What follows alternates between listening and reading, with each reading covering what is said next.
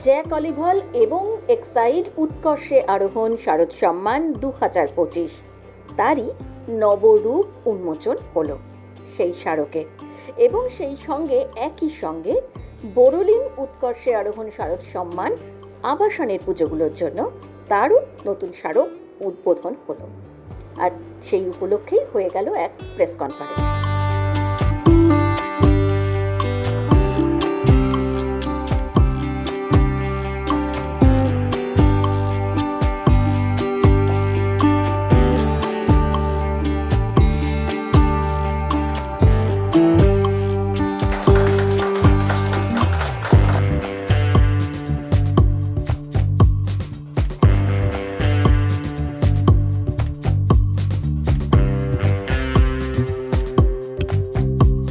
বেশ কয়েক বছর ধরে চিন্তাভাবনা করছি যে আমাদের এই মেমেন্টোকে একটু অন্য ফর্মে কিভাবে দিতে পারি।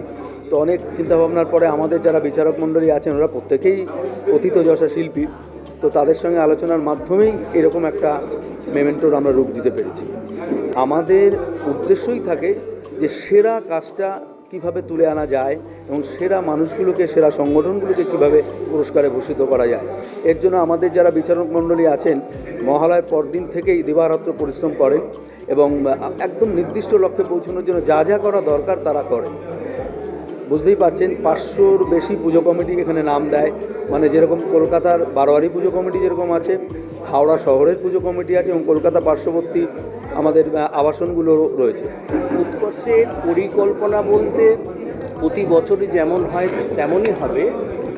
আর আমরা এই পুরস্কারটা মানে আমি যেটা বলছি যে কলকাতায় এখন বড় বড় যে পুরস্কারগুলো আছে এই পুরস্কারটা তার পাশাপাশি সমান তালে। কারণ হচ্ছে কলকাতার পূজা কমিটিগুলো যে পুরস্কারগুলো প্রত্যাশা করে তার মধ্যে এইটা একটা, যার জন্য কি এই পুরস্কার দেওয়ার ব্যাপারেও আমাদের অনেক গুরুত্ব আছে এবং অনেক চিন্তা ভাবনা আছে এবং অনেক শিল্পী এখানে কাজ করে যারা এই পুরস্কারের জন্যে মানে এই মহালয়ার পর থেকে চতুর্থী পর্যন্ত এরা রাত দিন সব সময় দিয়ে, কারণ হচ্ছে পূজা যেগুলো অ্যাপ্লিকেশান হয় প্রায় 300 থেকে 400-500 হয়ে যায়, তার থেকে ওই 12টা বার করতে হয়। তার মানে বুঝতে পেরেছেন কতটা টাফ তার এটা চলে। সেহেতু এই প্রথম যারা বিচার করে তারা প্রত্যেকেই কিন্তু শিল্পী, তারা প্রত্যেকে কিন্তু একেবারে প্রফেশনাল শিল্পী, কেউ অ্যামেচার নয়। এই শিল্পীরা দেখে সব কটাকে নিয়ে আসার পর যে মূল বিচারক হিসেবে আমরা যারা আছি আমরা এটাকে দেখি এবং দেখে তার থেকে সেরাগুলো বার করে নিই। উৎকর্ষে আরোহণ পুজো জাজমেন্ট যেটা হয় আমার তো মনে হয় এটা এই জাজমেন্ট সিরিজের মধ্যে বেশ অন্যতম একটি, এবং প্রত্যেকটি ক্লাবই অপেক্ষা করে থাকে তাদের কাছে উৎকর্ষে আরোহণের ব্যানার পৌঁছাচ্ছে কিনা এবং তারা পার্টিসিপেট করতে পারছে কিনা এই কম্পিটিশনে। এবং এই উৎকর্ষে আরোহণ আমি যে গত 8 বছর ধরে এটার সাথে যুক্ত হয়ে রয়েছি, আমি প্রত্যেক বছরই এর উৎকর্ষটা টের পাই, কারণ প্রত্যেক বছরই একটু আলাদা, আরেকটু বেটার করে যাচ্ছে এবং আরও বেশি মানুষের কাছে পৌঁছাচ্ছে উৎকর্ষে আরোহণ। এবং এই বছরের যে মেমেন্টোটা রয়েছে আমার মনে হচ্ছে এই মেমেন্টোটার একটি অন্যতম আকর্ষণ হবে। আমাদের কাছে খুবই ভালো লাগছে, একদম অন্যরকম নতুন যে মেমেন্টো সেটার আবরণ উন্মোচন হলো আনুষ্ঠানিকভাবে। এটা অনেক দিন ধরেই পরিকল্পনা চলছে, এর আগেও একবার আমরা বসেছি, মার্কেট বা খসড়া দেখানো হয়েছে। এবার প্রত্যেকেই শিল্পী তো প্রত্যেকের নানা ধরনের মতামত থাকে, দেন সেই ইনপুটগুলো নিয়ে আজকে হলো এবং মানে পুজোর ভাবটাও এসে গেছে, পুজোর এটা এবার শুরু হলো আর কি আমাদের এই বছরের যে ইভেন্ট নির্বাচনের, তার বলা যায় আজকে থেকে সূচনা শুরু হয়ে যাবে। দেবীপক্ষ শুরুর আগেই আজকে আমাদের এইভাবে যেভাবে উৎকর্ষতা যেভাবে মেমেন্টো উদ্বোধনের মাধ্যমে হলো, সেটা আজকে আমাদের সত্যিই আনন্দের দিন। কারণ এখানে উৎকর্ষ আর আরোহণ দুটো মিলেই কিন্তু মেমেন্টো পুরো ডিজাইনটা করা।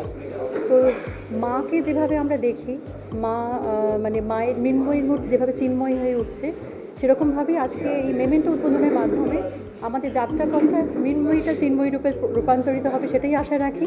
এই মুহূর্তে কলকাতায় যত পুরস্কার যে সমস্ত সংস্থা দেয় তার মধ্যে আমাদের যে পুরস্কারটা সেটা একটা গুরুত্বপূর্ণ জায়গা রাখে কলকাতার ইতিহাসে মানচিত্রে। কারণ কলকাতায় যে বারোয়ারি পুজো যারা করেন তারা এই পুরস্কারটার জন্য মুখিয়ে থাকেন পাওয়ার জন্য, এবং আমাদের এইটা মানে লাগাতার যাদের দিয়ে আমরা এই টোটাল জাজমেন্টটা করছি, যেটা অন্য জাজমেন্টের সঙ্গে আমাদের জাজমেন্টে কিন্তু তফাৎ আছে। কারণ আমাদের যারা এখানে কাজ করেন প্রত্যেকে সিনিয়র মোস্ট জাজ কলকাতা, তারা কিন্তু এই টোটাল পরিক্রমার ফার্স্ট রাউন্ড থেকে ঘোরে।